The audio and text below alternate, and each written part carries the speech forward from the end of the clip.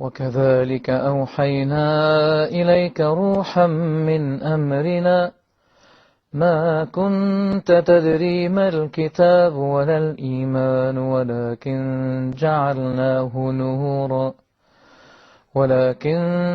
جعلناه نورا نهدي به من نشاء من عبادنا وإنك لتهدي إلى صراط مستقيم صراط الله الذي له ما في السماوات وما في الأرض ألا إلى الله تصير الأمور.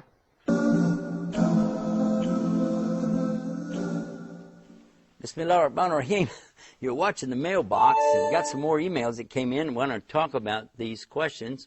This particular one could take 2 or 3 of these programs, couldn't it? This is asking about Islam's women. So before we go any further, we've got a place for you to get more about this on the internet called islamswomen.com. Don't put an apostrophe, just type Islam's Women, and you'll be able to find a lot of details, because they're asking, what about 4 wives? What about in the Quran it says to beat your wives? What about child brides? What about prearranged marriages? A lot of stuff.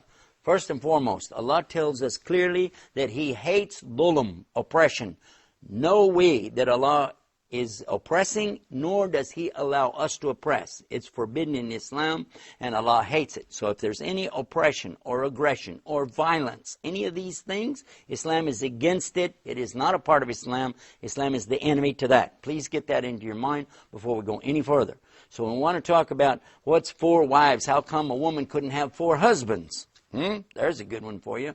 Well, actually, a woman asked me that one time, and I said, well, what about your husband? She said, what about him? I said, well, would you like to have 4 just like him? She said, no way.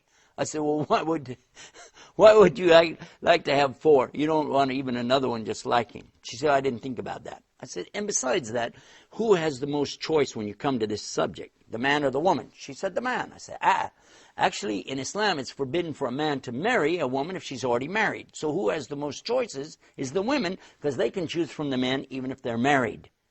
Make sense? So it's upside down to what you think. The other thing is the men have to maintain and pay for them, take care of them. There's no mistresses. There's no fooling around. Adultery in Islam is not permitted. So a man must be married to the women that he wants to be with. He has to take care and provide for them and their children. That's absolute.